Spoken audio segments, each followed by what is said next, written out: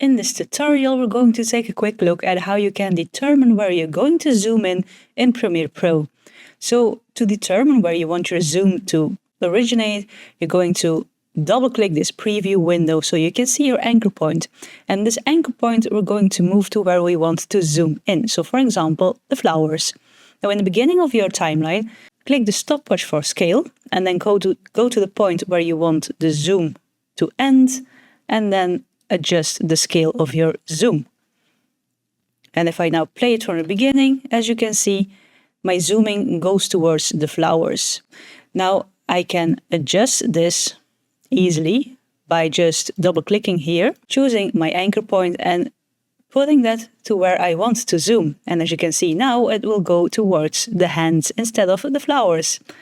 So that's an easy way to target where you will zoom in Premiere Pro. Like the video if you liked it, subscribe if you want to see more of my videos, and as always, thank you for watching, and I'll see you in the next one.